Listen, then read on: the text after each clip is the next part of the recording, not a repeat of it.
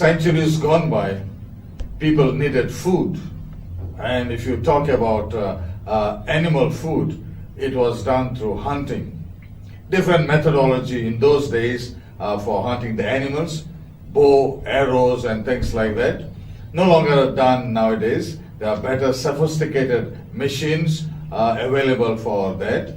But from that perhaps came what is now known as archery, which is a recognized sport at even the Olympic level. In India, it's gaining in popularity. India did participate in the Asian Games held in Seoul in South Korea, where they won the gold. And if you have players and if they have been earning medals on and often at national, at international levels, there must be certainly the coaches.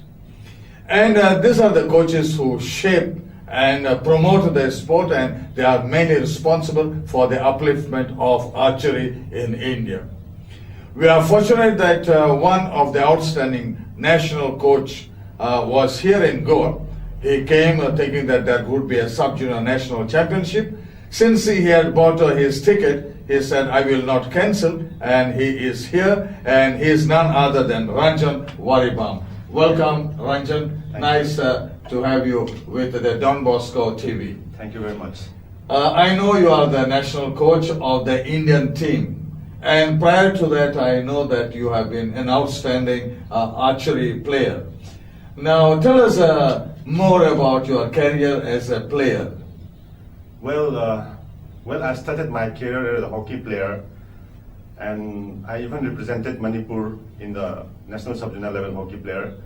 And I was from a formal poor background, and I would say it's not a poor background. I'm from a humble background. And one of my mom, I would say uncle, he's a businessman in Kohima. So he called me one day that there is some going to be selection trial for the Army Boys Sports Company. Do you want to come and give a try? And I said, why? I want to give a try. And he said, but there is no hockey. He told me that there is no hockey. So, and I asked, which game are there in the, for the selection trial? He said, archery, boxing, and football. And I told my uncle that I can give a try in football also, because hockey and football is more or less similar. So he told me to come down to Kohima. So I went straight to Kohima. And the next day there was a selection trial for the Army Boys Sports Company. And I went to the ground, and there was one colonel, I forgot his name. And they conducted some physical tests like 800 meters, standing broad jump, and shuttle run, etc. And lastly, they gave me a ball and asked me to juggle. So that day I juggled around 50 or 60, which was very good for me because I never juggled more than 30s. So then I got a calling letter for the Army Boys Sports Company. Then I went for the final selection trial at Shillong, and then I got selected for the Army Boys Sports Company. Then I shifted my, I changed my game from hockey to football there because there was no hockey in the Army Boys Sports Company. Then I was there, playing for football for more than 6 months. Then somehow, I would say the principal of our Army Boys Sports Company, one day he had taken one lecture because our school was size scheme. We call it Army Boys Sports Company. So we had 3 games in the Army Boys Sports Company: archery, boxing, and football. Sai were giving the fund for the archeries, but there were no archer in the schools. But money were coming for the archery. So he started giving us lecture like, if you play football, you will have to go through district level, state level, and then only you will be able to participate in national levels. Then we were a little bit surprised, and we wanted to play national directly. Then he told us that if you play archery, then you will be able to play national directly. So our mind changed all of a sudden. Then he asked to raise the hand, whoever wants to change the game. So we raised the hand and shifted to archery. That's how I started archery. Were there many boys who changed, or were you the only one? No, I was not the only one. There were around 8 boys. Yeah, 8 boys were there who has changed the game from football. Even from a few players from boxing, they changed to archery. But when you changed to archery must have been something totally new for you. Yeah, it was totally new for us because we didn't know the ABCD of archery at that time. My coach, his name is Pramod Chandukar. He's from Maharashtra. He was very good to us. And that time, even the facilities were not that much good. Like we used to play with bamboo bow and arrow, which was available in the Shillong, and even famous in Shillong also. So This was in more or less in which year? it was in 1992. I remember. So you started with an ordinary bow and arrow. Basically, in archery, we have like for the beginner, we start with the bamboo bow and arrows. We even have national championship for the bamboo bow and arrows. We call it Indian round division. So I started with bamboo bow and arrows. And then you graduated. Yeah, slowly and steadily I graduated to the recurve division. Then I have started winning medals in the national levels. In 1994, I had one gold medal in the junior levels. And after that, there was no stopping for me. And I even attended many pre-Olympics game events, pre-Olympic pre-Asian Games preparatory game in Kolkata. But somehow I had a very bad injury, so I couldn't continue archery for a longer period of time. So after that, I started giving coaching to the youngster.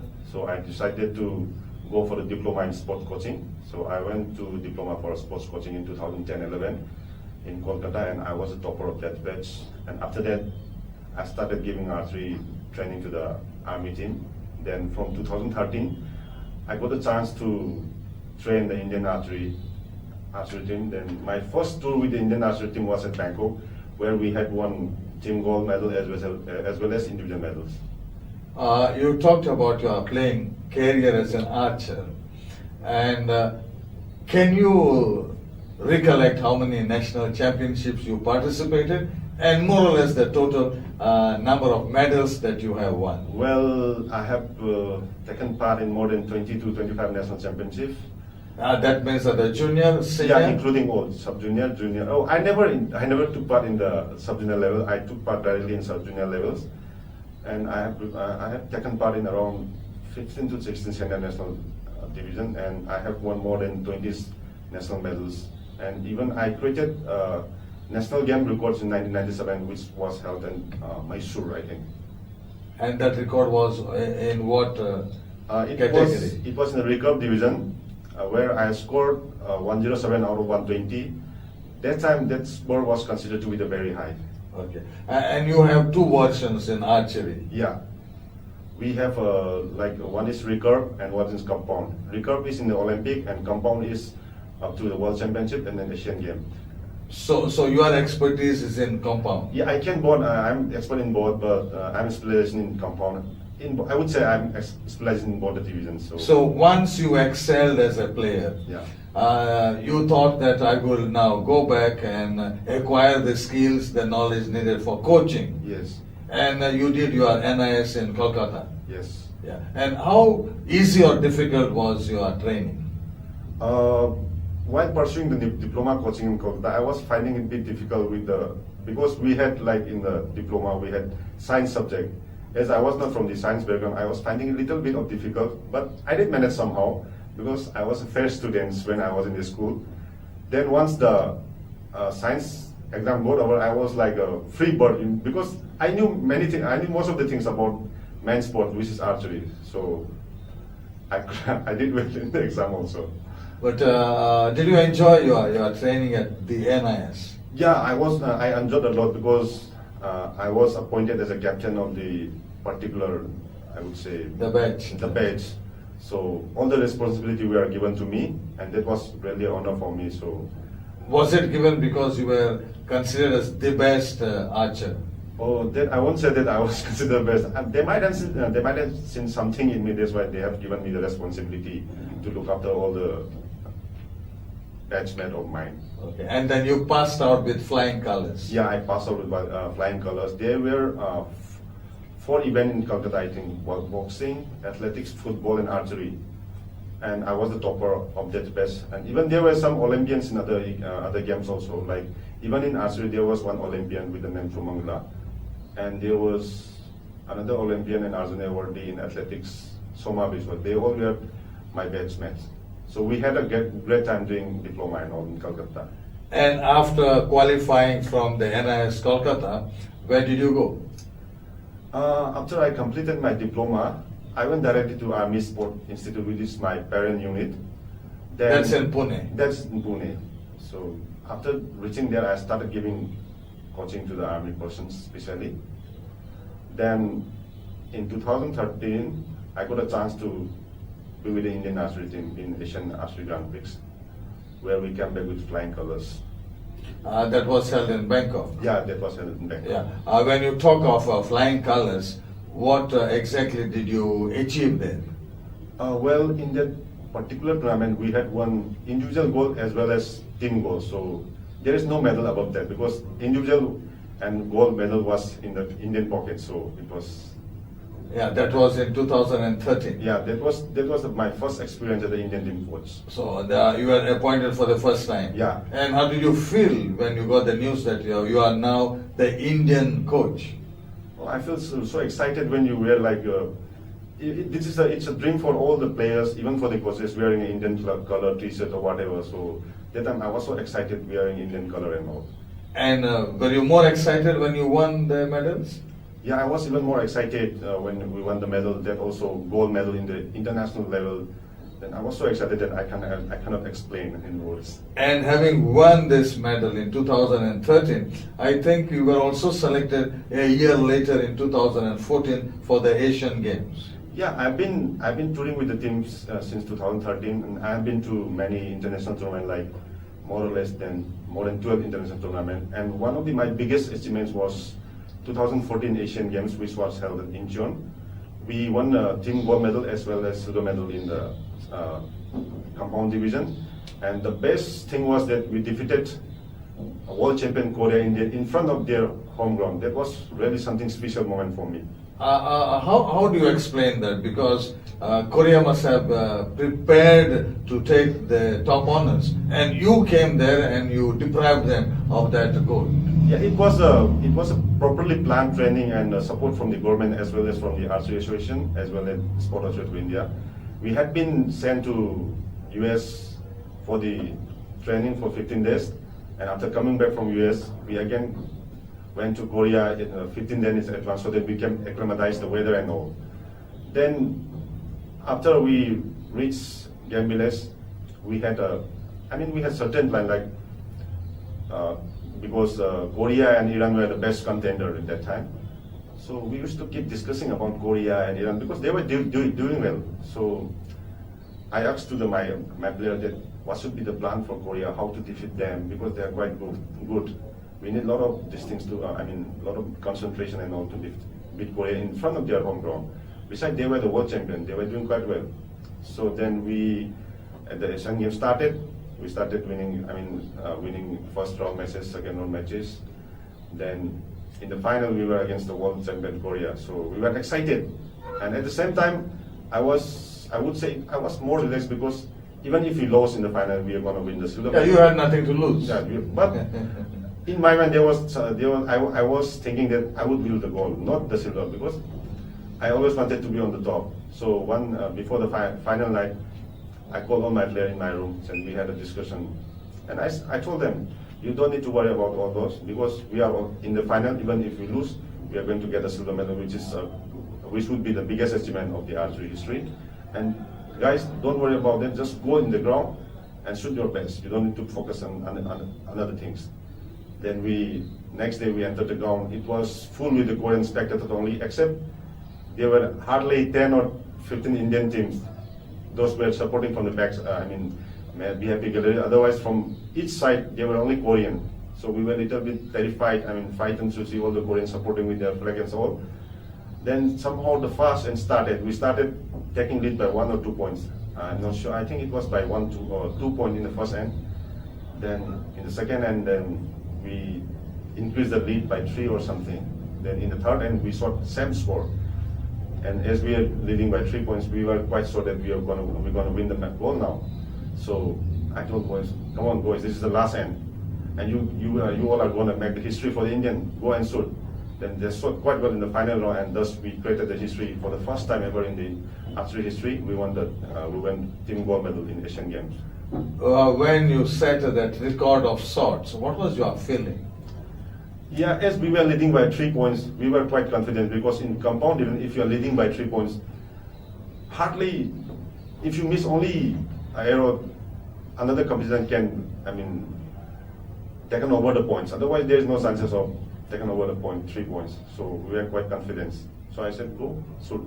And did you get any reward for winning this special gold at the Asian Games level? Yeah, I have got some monetary awards from Army as well as from Manipur government and as well as from association also. And you talked about archery. What is the basic infrastructure that you need to launch and promote and develop the game? First of all, to start an archery training center, we need at least a ground of football field sizes and some basic equipments like, for example, if in archery, if we start with the beginners, we need some rubbers and rubber therabends so we need some therabends and some Indian bows and arrows so that we can start giving coaching to the newcomers. And as you grow up with the game, is the infrastructure available in India or it has to be imported? Yeah, earlier we were finding it difficult to procure the equipment, but these days we are finding it more easier because government is supporting us. Whenever we go abroad for the international tournament, government would sanction us around like 2.5 lakhs for every archer so that they can buy equipment from abroad. So earlier what we used to do is that we used to demand the bow in some companies, so it would take time to reach here, at least 2 or 3 months. And besides, these days we have some, I would say, dealers in India also. So these days we are not finding it that much difficult to get a bow. But the cost of the equipment, is it cheap or it is expensive? Oh, I would say it's quite cheap. Like if you want to buy a complete new bow set, it would cost around 1.5 lakhs without arrows and other particulars. And even if you want to go with arrows and all, it would cost up to 2 lakhs. That means for an individual person, and you are coming from a rural background, then it will be pretty difficult for them to purchase the equipment. Yeah. It was very difficult for me, but as I was selected by the Army Bow Sports Company, they were providing me all the necessary equipment. So even these days, there are so many companies which are giving opportunity to the archers, like Railways, Indian Army, Tata Steel, even the BSF, ITBP. They have started recruiting players, those who are excelled in the national levels. They offer them job and they help the player to perform in the international tournament. So that means if you are selected by any one of these companies, you get a scholarship? Yeah, they would, if a player is enrolled by the Army, he would get a monthly salary. Okay. Not it's a stipend basis, it's a monthly salary, and it's a permanent basis. So now you are with the Army, you're at the Sports Institute in Pune. Yes. So how is your working conditions? Well, Army sports is mainly focusing on the individual event which can bring medals, especially Olympic medals for the countries. We have 7 events in our Army Institute. One is athletics, archery, boxing, fencing, diving, wrestling, and I forgot the last one. Okay. And they look only after this sports? Yeah, they look only all these 7 events. And we are doing quite well. Even in the boxing, we have got some few good big names like Devendra Singh. He's also from Army Sports Institute. And now you are with the Army Sports Institute, and you are now with the military. Yes. Now, do you have any rank given to you, or position, or anything else? Yes. Recently, I've been promoted to junior commissioned officer, which is considered to be one of the best rank in Army. Okay. And you are happy with the rank? Yeah, of course, I'm happy. And when you wear your uniform, do you have to do any of this military training? Normally, we don't need to wear the uniform and all, but sometimes, like in some occasions like Republic Day or Independence Day, we need to wear the dresses just to pay respect to the country. And how would your day start as a coach in archery? Well, I would say in my institute we start with the normal physical training in the morning from 6 to 7:30. In that morning PT, we do some physical exercises and some stretching, some strengthening exercise. And after that, from 9 o'clock to 12 o'clock, we have regular practice. Then there will be a lunch break till 4 o'clock, and then again we'll start the evening session from 4 to 7 o'clock. And even after that, we do have an indoor stadium shooting range in our institute. Those who want to do individual practice in the night time, even after dinner, they can come and practice there. So we have got a very good facilities there in ASI. Now, when you talked about physical conditioning, what exactly is done? Well, we ask them to go on some strengthening exercise of the shoulder, because shoulder is very much for the archery, and not even shoulder physical strengthening exercise. We ask them to go for some yoga, meditation, etc. And when you talk about the sport injury-related problems? Yeah, in archery we have chances to get injured, especially the muscles which are involved while throwing a bow, etc. Like muscle tears. If you are using higher poundage, you are bound to get injured. Normally a person can draw 45, 46 pounders, and if you are using more than that, injuries bound to happen. So we need to be careful while giving a ball to the player. We first see the strength of that particular player, like whether he's able to control that particular poundage ball. Otherwise, we never ask them to use the higher poundage ball. Even though what they think is that if they use the higher poundage ball, they think that arrow will go fast. It's not like that. But have you encountered some of the worst case scenarios in terms of injuries? Yeah, I had encountered many serious injuries. Recently, one of my friends got stuck by the limbs. We call it limbs. While putting the string on the bow, that limb came out and that struck directly to his eyes, and his vision is gone. So he lost the eye. Yeah, he lost the visions, and I feel very bad for them. And he's one of my best friends from Punjab. Okay. And any other small injuries that you have? Small injury that I had a muscle tears. I had a muscle tear for many times. So there are so many small injuries which I cannot say as of now. But then you have come out of it. Yeah, I have come out of it, And you have any special physical conditioning at your Army Sports Institute? We do have physical conditioner for all the different levels. Like we do have physical education, physical conditioner for the sub-junior levels, physical conditioner for the junior archers, and physical conditioner for the senior archers. And normally, whom do you train at the Army Sports Institute? I train the elite archers of the Army Sports Institute. So you have what, many? Do they figure in the Indian team? Yeah, many of my players are in the Indian team, and even one of my players was in the Asian Games. His name is Sandeep. He was in this team which won the Asian Games gold medals. And when you talk about the popularity of this sport, how popular it is? Popularity, in terms of popularity, I would say nowadays it started getting a lot of popularity. Earlier it was not that much popular, because why we are getting popular is that nowadays archery are performing well for the last few years, and we have been winning lots of international medals. So even the kids wanted to take up archery because they came to know archery is doing quite well, and it's very good. But are there many youngsters, maybe at the sub-junior level, are they liking to join the archery? Yeah, many youngsters are taking archery, because earlier when I was a player, we used to have hardly 60 or 70 players in the national championship. But if you compare with these days, there are more than 150, 160 in a national level tournament. So it is catching up. Yeah, I would say it's. And what exactly you need to be a good archer now?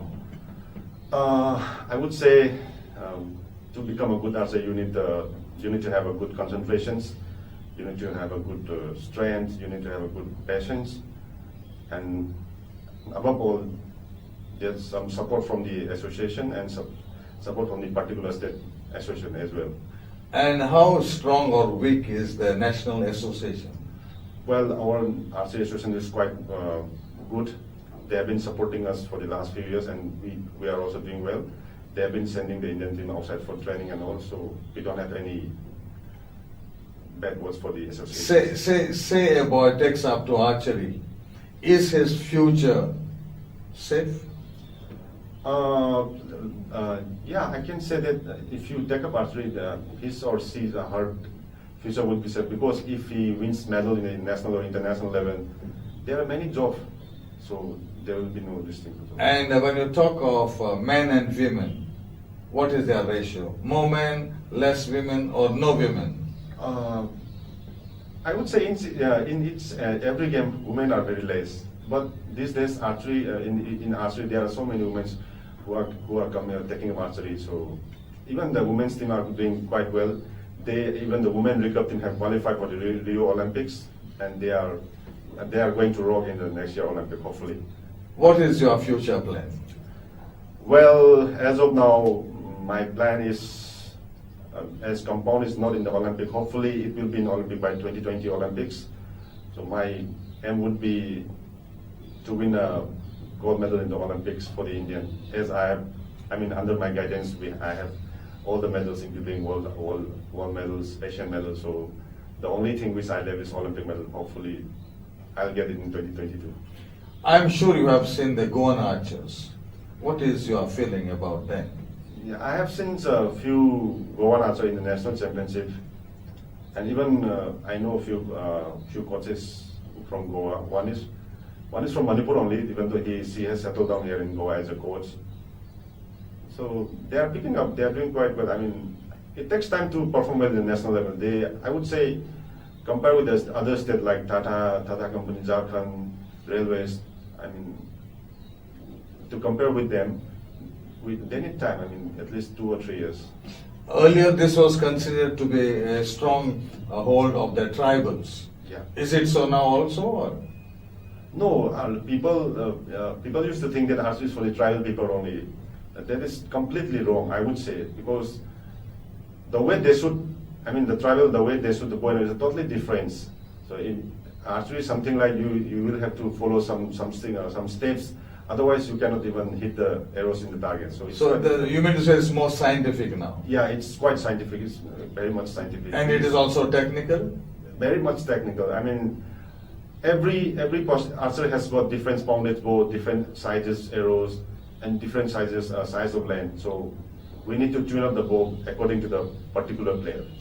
Ranjan, it was a pleasure to be with you. Thank you very much. And we thank you on behalf of the Don Bosco TV. Thank you very much. And we hope you will earn more and more medals for not only the Army Sports Institute, but also for their country. Thank you very much. Thank you very much. Thanks for watching DBTV.